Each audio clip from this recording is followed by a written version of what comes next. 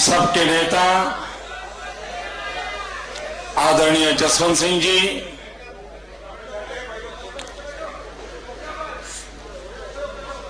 वयोवृद्ध तपोवृद्ध आदरणीय आनंद शंकर पंड्या जी, श्रीमान उद्धव जी, नितिन जी, गोपीनाथ जी, मंच पर विराजमान सभी वरिष्ठ महानुभाव और इतनी बड़ी संख्या में पधारे हुए भाई और बहनों जो इस सभागृह के बाहर है, मैं उनकी क्षमा चाहता हूं, लेकिन इतना विश्वास देता हूं कि बाहर निकलते समय जो बाहर खड़े हैं उनको प्रणाम कर करके जाऊंगा।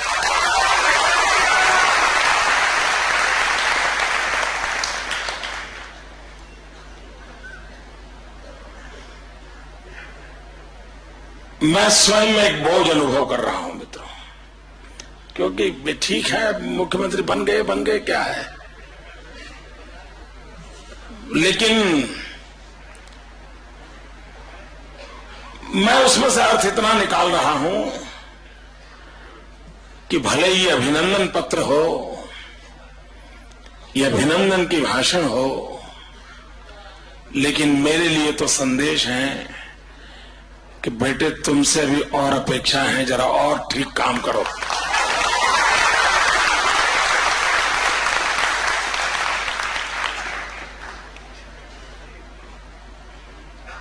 मैं और एक भाव मेरे मन में जग रहा है। आमतौर पे राजनीतिक जीवन में चुनाव के बाद जब विजय होता है तो पहले 4-6 महीने का कालखंड रहता है जो स्वागत वगैरह के लिए एक अच्छी मौसम मानी जाती है। स्वागत सम्मान के लिए पद प्राप्ति के 6 महीने तक मामला ठीक रहता है। शायद ये अपवाद है कि मेरे कार्यकाल के 6 साल के अंतकाल में सम्मान हो रहा है, वरना आज देश की राजनीति ऐसी है कि 6 महीने सम्मान चलते हैं, बाद के 6 महीने सम्मान का कार्यक्रम समाप्त होता है, लोग प्रतीक्षा करते हैं अब ये मेहरबान क्या करेंगे, और 1 साल के बाद मेमोरेंडम आना शुरू हो जाते हैं, 1.5 साल के बाद प्रदर्शन शुरू होते हैं, 2 साल के बाद पुतले जलाए जाते हैं। ये आम तौर पर हमारे यहां लोकतंत्र की विकास यात्रा है। आज 6 साल के बाद भी अगर मुझे इतना प्यार मिल रहा है, अपने कार्यकाल के आखिरी दिनों में सम्मान होता है, तो मेरा हौसला इस बात के लिए बुलंद होता है कि मैं जिस राह पर चला हूं वो राह सही है।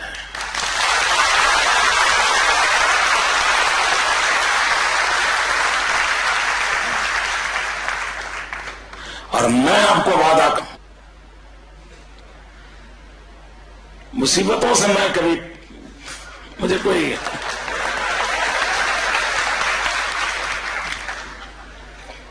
मैं उसके लिए समय भी बर्बाद नहीं करता हूं।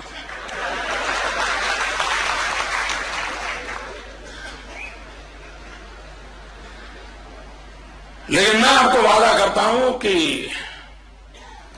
न मेरी राह में कोई डायवर्जन आएगा और न ही कभी डाइल्यूजन आएगा।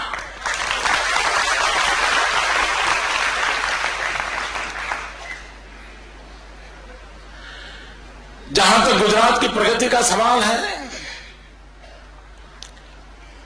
मित्रों, कभी कभी हमारे देश में एक निराशा फैल जाती है। आजादी के 60 साल हो चुके हैं, हम लोगों को लगता है क्या ये देश प्रगति कर सकता है? क्या देश ऐसा ही चलेगा? क्या सब कुछ डूब जाएगा क्या?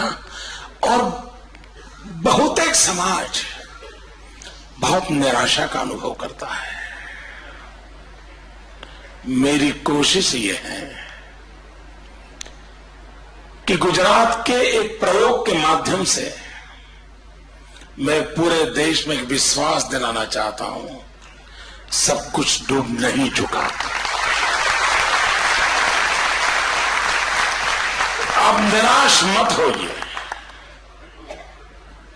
आशा करने के लिए बहुत सी बातें आज भी इस देश में मौजूद है दोस्तों। और ये जो निराशा का माहौल है उसे हमें भेदना है, लेकिन वो भाषणों से नहीं भेदा जा सकता। क्योंकि लोगों ने इतना उनकी आशाएं इतनी निराशा में परिवर्तित हुई हैं। उन्होंने जो सोचा था उसको इतने बुरी तरह वो पीट चुके हैं कि अब वो कोई वादा करे, भाषण करे तो मान लेंगे, ये संभव नहीं है। और इसलिए धरती पर स्वर्ग उतार करके दिखाना पड़ेगा।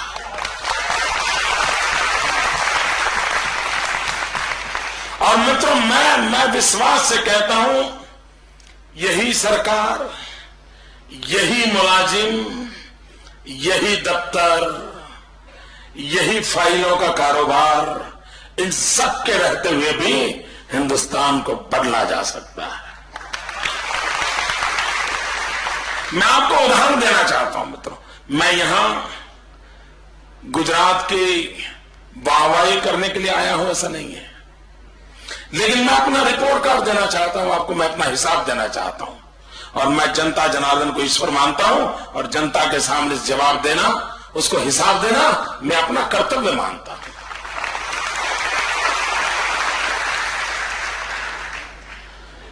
मित्रों, यही व्यवस्था के बावजूद भी, अब देखिए मैं कुछ फिगर्स वगैरह बताऊं तो आप तंग नहीं आ जाएंगे ना? कहीं ऐसा तो नहीं आप राम सेतु का सुनने के लिए आए हो और मैं कहीं और ले जा रहा हूं। आप जो कहेंगे मेरे पास सब चीजें मसाला तैयार रहता है।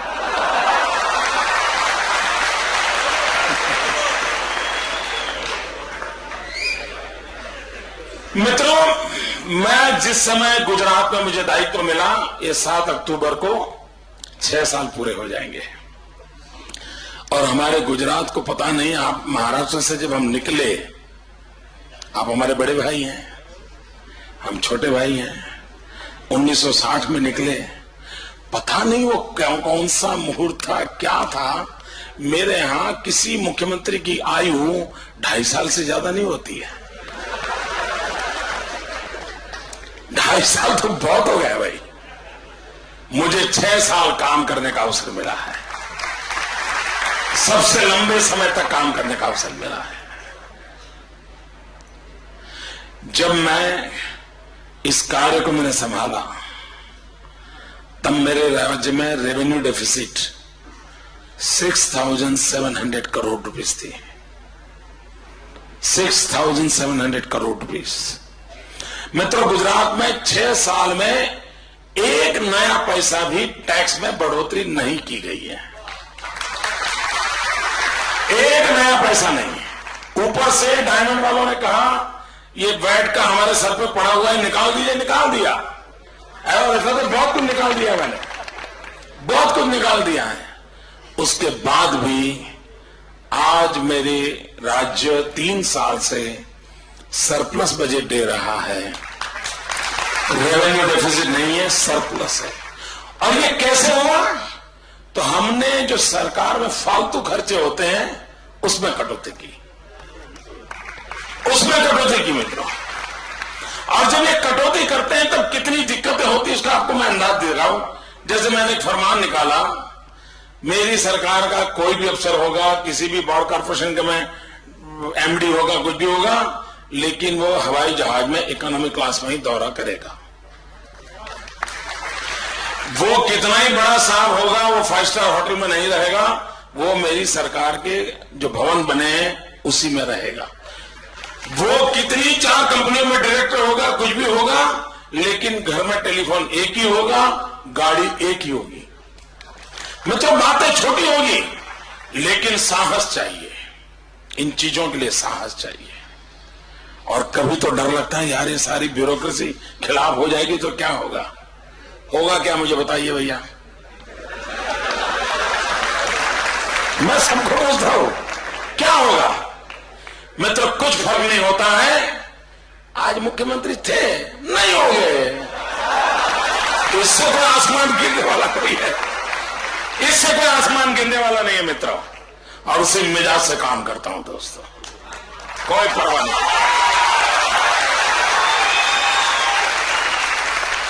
और वही ताकत है दोस्तों, वही ताकत है। सिवाय गुजरात की भलाई मन में कोई सपना नहीं है।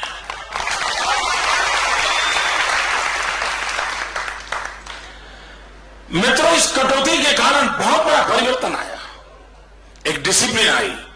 मित्रों, फाइनेंशियल डिसिप्लिन क्या होती है, मैं आपको एक उदाहरण देता हूं।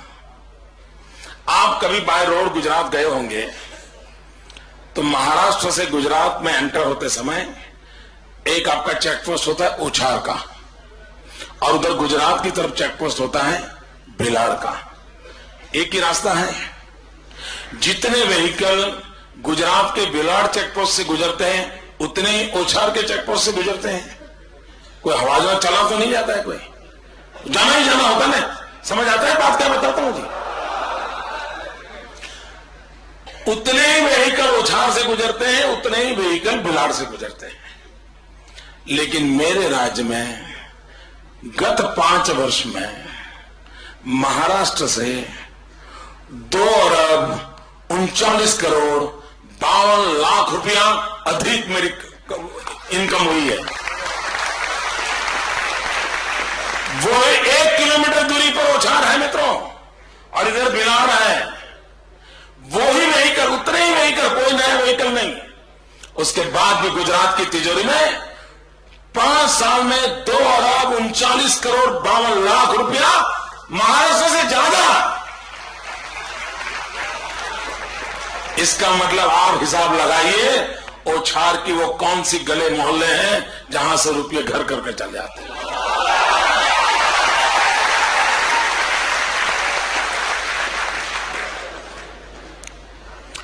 मित्रों, अगर मन तय करके काम करे तो परिवर्तन कैसे आता है, इसका एक नमूना है मित्रों। मुझे याद है, हमारे देश के एक प्रधानमंत्री ने लाल किले से भाषण किया था, और तब मैं मुख्यमंत्री नहीं था। उन्होंने भाषण किया था। मित्रों, लाल किले पर एजेंडा जो होता है, बहुत ही महत्वपूर्ण बातें होती हैं। आप कल्पना कर सकते हैं, देश के प्रधानमंत्री को लाल किले पर से कहना पड़ा कि देश के सभी इलेक्ट्रिसिटी कंपनियां गड्ढे में गई हैं, कर्जदार हो गई हैं, टेक्निकली आउटडेटेड हो गई हैं। देश को अंधेरे में झोंकने का काम इलेक्ट्रिसिटी कंपनियां खुद करती चली जा रही हैं। इसको कभी न कभी देश को बचा, ये चिंता लाल किले पर से व्यक्त की गई थी। मित्रों, मुझे याद है, जब मैं गुजरात में इस कार्य को मैंने संभाला, मेरे यहां गुजरात इलेक्ट्रिसिटी कंपनी का ईयरली डेफिसिट 2,500 करोड़ रुपीस था। 2,500 करोड़ रुपीस। मित्रों, मैंने बिजली का एक नया पैसा दाम बढ़ाया नहीं है।